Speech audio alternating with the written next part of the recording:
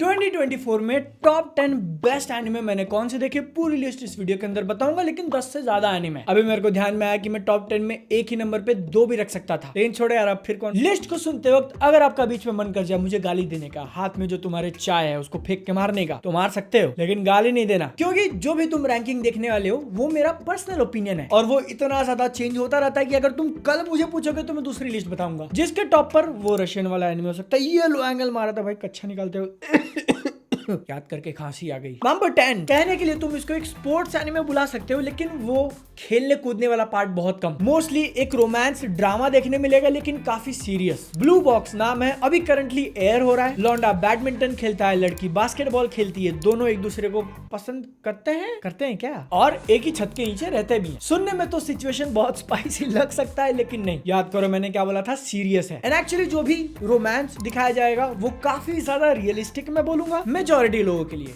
जो हाथ भी छूने से डरते हैं और पहले दिन ही चालू हो जाते हैं। इनको छोड़ दो, बीच वाले नॉर्मल लोग। नंबर 9 पर मैंने जो एनिमे रखा है उसका नाम अभी लिस्ट में देखते हैं मुझे रियलाइज हो गया कि किस तरीके के शोज पसंद है। सैड डिप्रेसिंग मुशोको टेंसेई सीजन 2 का पार्ट 2। अब तक स्टोरी क्या चल रही थी, कहानी का मेन कैरेक्टर नहीं हो रहा है, हाँ तुमने सही सुना, खड़ा नहीं हो रहा है, समझ गए। पिछले सीजन का प्रॉब्लम था, इसके शुरुआत में अपने को एक्चुअली एक हैप्पी लाइफ दिखाते हैं कि अगर कोई एनिमे का प्रोटैगनिस्ट डे टू डे जीवन में सुखी घर गृहस्थी चलाए तो कैसा होता है। तुम उनमें से हो जिसको एक्शन, मारा मारी या कुछ तो चाहिए देखने के लिए, तो ये बोरिंग लग सकता है, इतना ज्यादा रियलिस्टिक, क्योंकि वो दिन भर में क्या ही कर रहा है, बीवी के साथ घूम रहा है, मार्केट जा रहा है, सब्जियां खरीद रहा है, बेडरूम में लेके जा रहा है, और फिर एकदम से जो एडवेंचर मारते हैं। तुम अगर अभी जा रहे हो देखने के लिए ना, तो एक बस छोटी सी बात बोलूंगा, कोई बड़ा इवेंट होगा और वो सालों ने एग्जैक्टली फादर्स डे पे गिराया था एपिसोड। बस कहने के लिए तो ये एक इसेकाई है, लेकिन काफी ज्यादा रियलिस्टिक लेके गए। एंड एक्चुअली अगर किसी कैरेक्टर को ट्रॉमा है तो वो किस तरीके से डील करेगा, मुशोको टेंसेई। लेकिन आई हियर इट, तुमको ये रियलिस्टिक सुन के थोड़ा पकड़ा होगा, तो 8 नंबर रैंक में नंबर 8 पे काइजू नंबर 8। वही क्लासिक शोनन का फॉर्मूला ले लो, जिसमें तुमको 3-4 एनिमे से प्लॉट पॉइंट्स उठा के ऐसा एक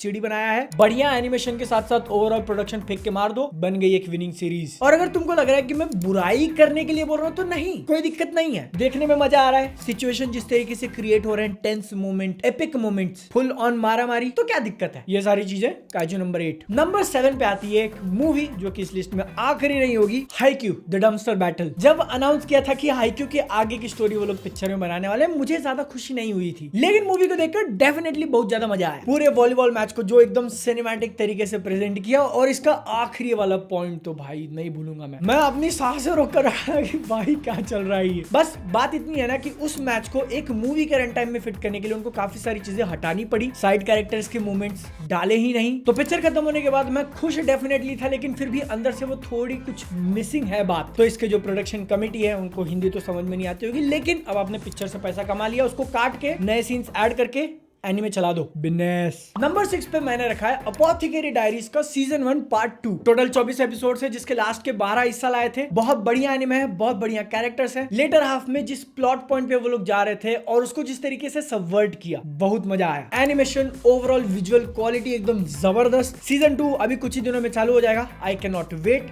बढ़ते हैं नंबर 5। यहाँ पर फिर से मैंने एक मूवी रखी है, पिछले साल काफी देखने मिल गई थी, द बॉय एंड द हेरन। कुछ लोगों को ये कंफ्यूज या फिर अनरिमार्केबल लग सकता है, लेकिन अगर तुम सोचने जाओ कि डायरेक्टर कहना क्या चाहते हैं, अपने को दिखाना क्या चाहते हैं, जिसका आंसर इसके जापानीज टाइटल से ले सकते हो, हाउ डू यू लिव। छोटे से लड़के की कहानी है जिसको एक स्टेपल मान सकते हो तुम जिबली मूवीज में, यूजुअली बच्चों के अराउंड ही रिवॉल्व करती है। इस केस में वो एक अनइमेजिनेबल एडवेंचर पे जाता है और सीखता है कि जीना कैसे है। जितनी फैसिनेटिंग इसका पूरा सेटअप, इसका वर्ल्ड है ना, वो ऑब्वियसली क्लीशे हो जाएगा बोलना, but Miyazaki is Miyazaki. Number 4 पे एक बहुत ही लेटेस्ट एनिमे आ जाता है, इसलिए मेरा थोड़ा बहुत रीसेंसी बायस हो सकता है, डैन द डैन। याद करने की कोशिश करो कि मैंने काइजू नंबर 8 को लेके क्या बोला था, कि वही टिपिकल सा शोनन वाला स्ट्रक्चर, 4-5 स्टोरी उठा के डाल दो, मजा दिला रहा है तो कोई बुरी बात नहीं है। लेकिन अगर वहीं पे कोई एक दूसरा एनिमे एकदम ही क्रेजी, डिफरेंट, हट के बवाल से बवाल चीजें दिखाने लगे, और ये जो क्रेजी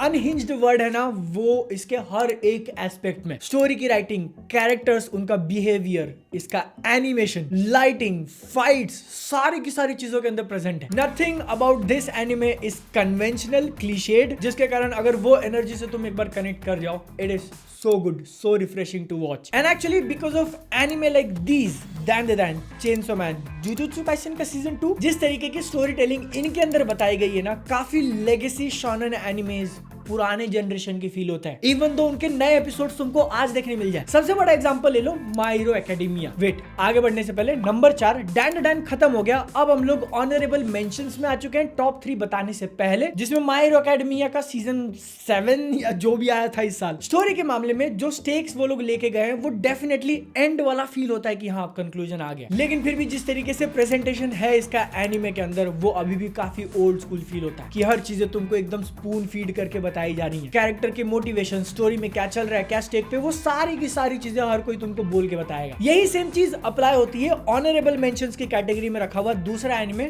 वन पीस। ऑनेस्टली अगर सिर्फ इसके फाइट्स और टॉप मोमेंट्स कंसीडर करने होते ना तो वो डेफिनेटली टॉप 10 में आ जाता, लेकिन उसके आसपास जो एपिसोड चलता है वो उसको इतना नीचे ड्रैग करता है मेरे लिए पर्सनली कि उसको ऑनरेबल मेंशंस में रखना पड़ा। होपफुली आगे चल के वो इंप्रूव करें, अगर नहीं होता है तो जो विट स्टूडियोज बना रहा है लेट्स सी। और 3 एक्स्ट्रा एनिमेज हैं जो कि अच्छे ठीक ठाक थे लेकिन इस टॉप 10 में नहीं आ पाए। डीमन स्लेयर का सीजन 3 या 4 जो भी आया था, सोलो लेवलिंग का सीजन 1 और कोनोसुबा। मेरा ऐसा अंदर से मन कर रहा था कि यार इसको कहीं प्लेस कर दूं, लेकिन इन सबको हटाओ साइड में। अब चलते हैं टॉप 3 पर। 2024 की टॉप 3 बेस्ट एनिमे मुझे कौन सी लगी, उसमें से नंबर 3 पर मैंने रखा है लुक बैक। ये भी एक मूवी है, 1 घंटे से भी छोटा run time, Amazon prime video के ऊपर देखने मिल जाएगा। आगे पीछे कुछ भी देखने की जरूरत नहीं, स्टोरी की शुरुआत भी यही होती है, स्टोरी पूरी खत्म भी यही हो जाती है। चेनसॉ मैन के जो ऑथर हैं तात्सुकी फुजिमोतो, उनके दिमाग से निकला हुआ वन शॉट था, लेकिन उसके ऊपर जो मूवी बनाई है और प्रेजेंटेशन स्टाइल की मैं बात कर रहा था, इतना एलिवेट कर देते हैं काफी सारे सिनेमैटिक और